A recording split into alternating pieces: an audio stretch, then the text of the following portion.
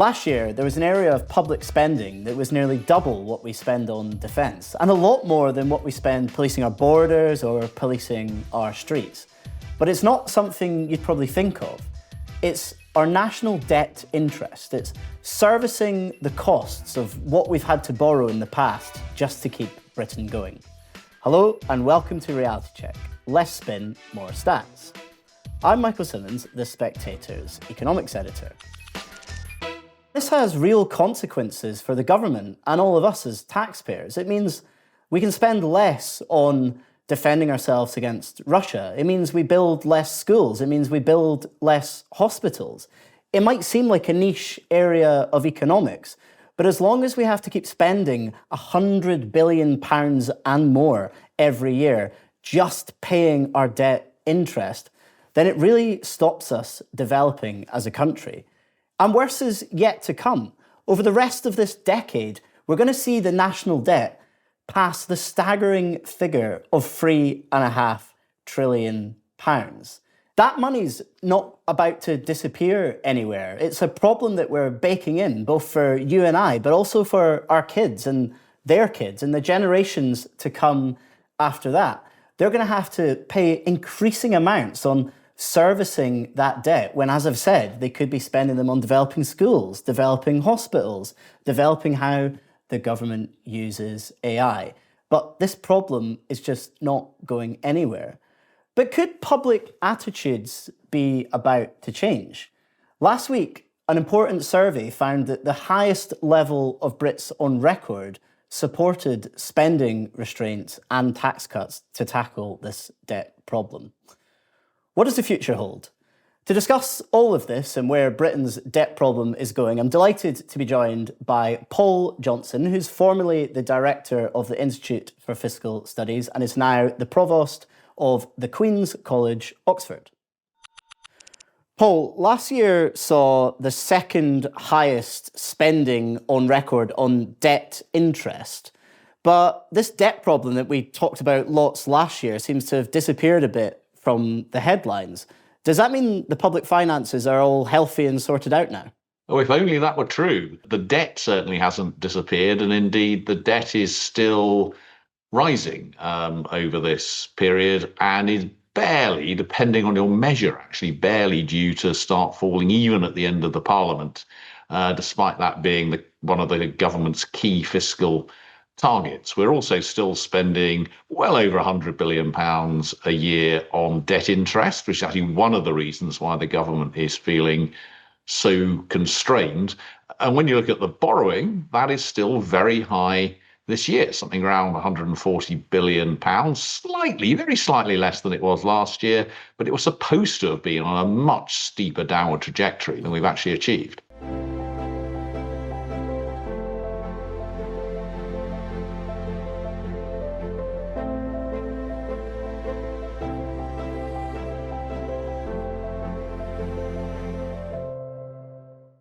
And why do you think it's not turning around? I mean, is this just baked into the Chancellor's spending and tax plans as announced at the budget? Well, there's two reasons it's not turning around. One is that economic growth has been so poor, and that is bad for the public finances. And the other, of course, is that governments keep deciding to spend more than they're willing to tax. And if you look over the last 25 years, so since the turn of the century, we've moved from being a pretty low debt economy by G7 OECD standards to, by OECD standards, a very high debt economy, and by G7 standards, fairly average. And that really is down to the decisions on tax and spend that successive governments have made. For obvious political reasons, it's really quite hard to raise taxes and cut spending, particularly now. And that's particularly hard when growth, as I say, is so poor. If we could get more in the way of really decent growth, the problems wouldn't go away, but they'd be a lot easier to deal with. Could inflation help as well? I mean, or rather inflation going down? I mean, the Bank of England are pretty certain now, they seem to be anyway, that inflation will return to target around April. And presumably that will make our borrowing costs, or the quote around 1 in 4 of our gilts that are linked to inflation, index-linked gilts, they'll become cheaper, will they not? Does that not help at all? Yes, I mean, well, it's quite complicated thinking about the effect of inflation on all of this. I mean, you're absolutely right that lower inflation will mean lower interest rates in general, and will certainly mean that we're paying less for our index-linked gilts. It would also mean that next year, for example, we'll need to increase pensions and benefits by a smaller amount because inflation will be lower. But people often talk about inflation, higher inflation, as a way out of some of the problems. So if you have high levels of inflation, the real value of your outstanding debt falls. So actually, one way of getting rid of the debt is to inflate your way out of it. I'm not suggesting that's a good way of doing it, Sure. but it does help in that sort of sense. It's also worth saying that one trick that governments can use is to use inflation to help them, particularly when they've got tax thresholds and allowances frozen. The higher inflation is, the more money comes in. And if they've fixed spending levels in cash terms, higher inflation means that that's lower than it otherwise would have been. So there's a little bit of swings and roundabouts on this. But in the end, having inflation at 2% rather than 4 or 5% is absolutely better for the economy. Do you think the government is as committed to getting inflation down as they claim to be? I mean, Keir Starmer, whatever phase of Keir Starmer's government we're now in, he says that his prime focus is the cost of living. But if we think back to the budget, when there was all this speculation about whether there was going to be a fiscal black hole, one of the reasons, of course, why there wasn't was because inflation had sort of made the economy more tax rich in terms of workers' tax. And so there was higher tax receipts. So that sort of inflation in a way has helped the Chancellor in recent years. It has been a bit helpful, and actually higher wage settlements and so on have meant somewhat more tax has been coming in. That said, I mean, in the budget, there were a series of measures which were really specifically designed to get inflation down this year. So cuts to energy bills through moving some of the subsidy off the energy bills, freezing various rail fares and so on. Now, I think economists generally think that for this year might take headline inflation down by about half a percentage point. That's quite substantial. Mm-hmm. Now, the real question then is, does that then feed through into lower inflation expectations and lower inflation as the medium term? Or is it just a one-off effect and then we bounce back up next year? So there's a little bit of a bet being taken there, because you can't keep taking money off energy bills, and you probably can't keep freezing things like rail fares. So there's a bit of a hope, I think, that this will have not just a short-term effect, but a medium-term effect as well. I mean, what do you personally think? I mean, will it have that medium, long-term effect? We still have some of the highest energy costs in the developed world. Presumably that issue's not about to go away.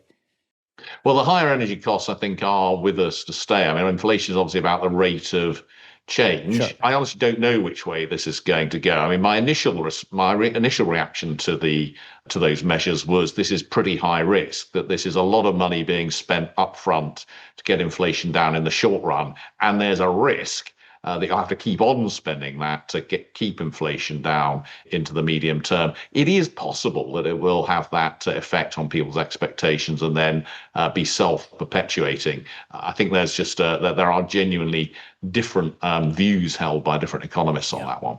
So the government actually might have, I guess, trapped themselves a bit in that they're going to have to make increasing spending commitments to kind of keep this inflation wheeze on energy going, which again is just going to add to our spiralling debt problem that we started out discussing.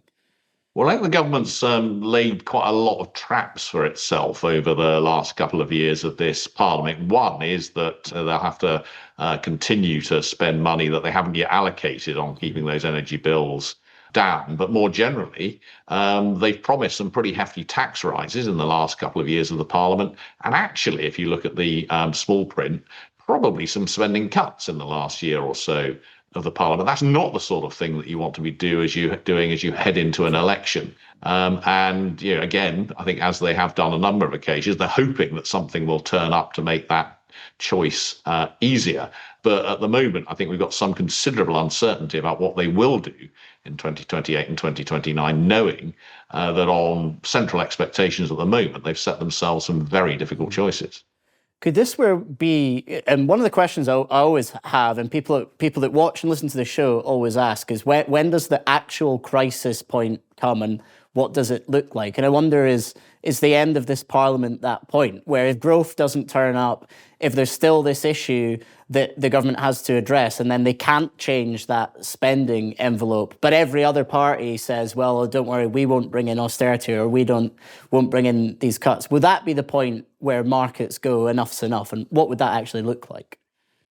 I mean, the truth is nobody has any idea when a crisis occurs. I mean, and it could be decades out. I mean, in a sense, we're not an outlier in G7 terms. In terms, if you look at our debt and borrowing over the next few years, we're a little bit of an outlier in that we're already paying somewhat more in terms of interest rates than most other countries. So there's definitely a bit of a risk premium in the market already, but that's very different from being at crisis point. I think if we did get a government, whether it's a new flavour of this one or a different government coming in, which indicated that it had no real interest in being what you might call fiscally sensible or prudent, I think that could cause a real problem. But of course, when that happens, you see that at least historically, governments have run back and done the right thing, as it were. So, yeah. I mean, Liz Truss was very much someone who scared the markets, and she had to undo the scary bits really quite fast. So one can at least hope that if things started to go wrong, then governments would row back fairly swiftly. Do you think our politicians think about these issues enough? I mean, I don't want to pick on one particular party, but I'm going to pick on them anyway. Let's take the Green Party.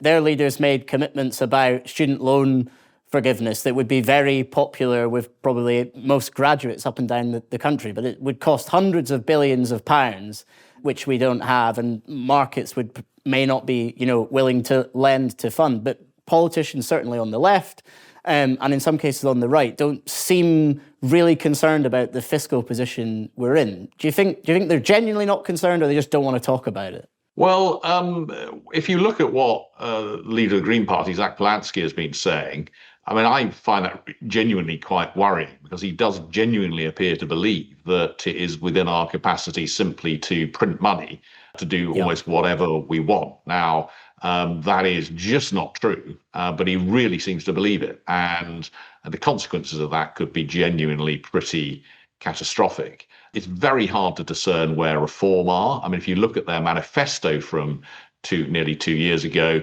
that looks rather similar actually to the Greens, but in rather the other opposite direction. It's promising massive tax cuts with no indication of how they'd be funded. Now, Nigel Farage has rode back from that quite significantly over the last several months, and has made a couple of speeches which could have been taken from the playbook, frankly, of any right of centre party leader or shadow chancellor for a period of years. But actually, what they would do if they were in office, it's much harder. It's much harder to tell. So, and the same, I'm sure, I assume would be true of the Greens. I mean, I think in both cases they took to an extreme what the two main parties did at the last election. The two main parties were not being in any sense open and honest with the electorate about the choices, but the sort of two more extreme parties were just taking that to an absolutely absurd extreme. Kind of talking, without wanting to be unduly rude, talking absolute nonsense about the things that they could do. Well, let's dig into some of that, because the idea that you can, print money, and I think Zach Polanski said something like, well, it's all just money that we're paying back to ourselves, we don't have to do it.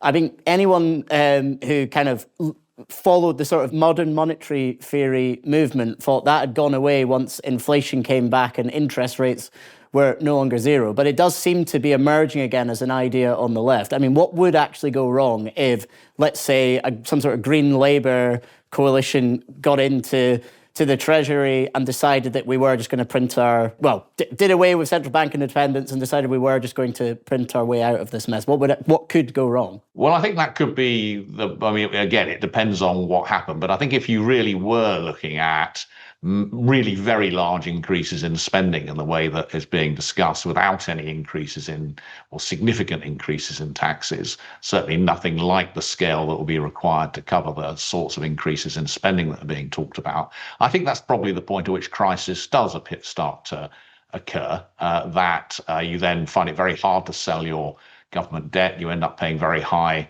interest rates, and then you potentially get into a very nasty spiral in which you've got the Bank of England being told to effectively create more money in order to make that happen. And then you look at the experience of potentially, if you don't row back from the precipice, you look to the experience of some of the hyperinflation economies that we've seen through history. Someone recently showed me something he keeps in his wallet, which is a Zimbabwean $100 trillion note, which I think is an indication of what can really go wrong. And Sure. that was essentially because at that point, it's obviously a very different kind of economy, but it was essentially because at that point you had a government which was literally, each time it needed more money, it just literally printed more. And of course, that completely debased the currency. And if we go back to, hopefully we don't end up in this hyperinflation situation. No, let's hope not. Yeah, but if we go back to where we are today, because when we talk about debt, and in the questions I've asked you, I'm talking about what's coming down the line. But with debt interest already I think it's our third or fourth sort of highest spending item, what problems does that create for governments right now? What does that get in the way of? Well, it clearly gets in the way of spending on other things. I think, as you say, there are three things that we spend more on: the health service, benefits for pensioners, and working age welfare. So debt interest is the fourth biggest item of spending. It's bigger than any public service spending except for the NHS. So it's absolutely colossal, and it's about a couple of percent of national income higher than it was for a long time. So that's about £60 billion more. So that's £60 billion we don't have to spend on everything else. Now, one of the consequences of the combination of rather high interest rates, slow growth, and the high debt that we've got is that in order just to stabilize our debt, we actually need over the next few years to run what's called a primary surplus. In other words, we need to raise more money from people in taxes and so on than we're giving back in everything other than debt interest. So essentially taking more from people than we're giving back. Now, that's not something that we've achieved on a consistent basis for a very long time. And it's not something that's going to make people happy. It's you take more from them than you give them back just to stop the debt pile spiraling. Not a happy position to be in. Where do you think the public is moving on this? Because yes, there's increased support for the sort of extremes, as I would put it, of the Green Party, but also we had the British Social Attitudes survey last week that found the highest ever support on record for cutting taxes, but also cutting spending. Now, admittedly, it was still just 19%, but do you think the public is maybe moving on this? Could something like austerity ever become, popular? Well, it's hard to tell. Austerity was reasonably popular through the 2010s, don't forget. The Conservatives won the 2015 election after a period of significant austerity and promising a good deal more. Now, you can argue about the extent to which they won it and the opposition lost it, but that was a winning programme back in 2015. Now, the world's a rather different place now. We've been through that period of austerity. It's pretty evident that a number of public services are struggling. And if you were to want to save significant amounts of money, it's pretty hard looking at where we are to know where you would get those big savings from. It's easy to say you'd save it off the welfare budget, or it's easy to say that you would deliver public service more efficiently. But the reality is that it'll be pretty hard to achieve. I think the other thing, of course, that is driving public attitudes is the fact that we also know that we've got the highest tax burden we've ever had. Yeah. And partly as a result of increasing tax burdens over the next few years, we're going to continue this long period of very, very poor income growth, which is politically, I think, driving a lot of the discontent that we see. As much as anything that the government is doing specifically on taxes and spending, the fact that earnings are barely above where they were 20 years ago, on average, the fact that the last parliament was the worst parliament in history for growth in living standards, and this parliament looks set to be the second worst parliament in history for growth in living standards. I think those are the sorts of things that really do drive political attitudes. And finally, Paul, are you optimistic or pessimistic about the future of Britain's economy? Will I ever be able to invite you on this show to discuss Britain's record growth figures, for example? Well, I do hope so. Things will probably turn around at a point at which we least expect it. It may be that technological change and AI and so on make a positive difference. It may be that the rest of the world drags us behind it. It may be that a series of things that government have done over the long run, we have had higher investment, we are getting more changes to planning policy and so on. It may be that they have that effect. So I hope so. And yeah, I think it is also worth remembering, I mean, as miserable as I sound, that whilst growth has been poor for a long time, we are still actually richer than we've ever been. Average incomes may not have been rising, but they're 3 times what they were when I was born in the 1960s. We live far longer than we used to live, in much better health than we used to have, and so on and so on. So whilst progress is stalled, it is from a pretty high level. Well, on that positive note, Paul Johnson, thank you very much for joining Reality Check. Thank you. That was really interesting talking to Paul. I always find him one of the most fascinating economic speakers that Britain has. If you've enjoyed watching this episode on YouTube, please tap the bell and subscribe so you never miss an episode. If you're listening on Spotify or Apple Podcasts, give us a follow there too. And don't forget, every Friday I round up the economic week in our Reality Check newsletter. For more details on all of that, go to spectator.com/reality check.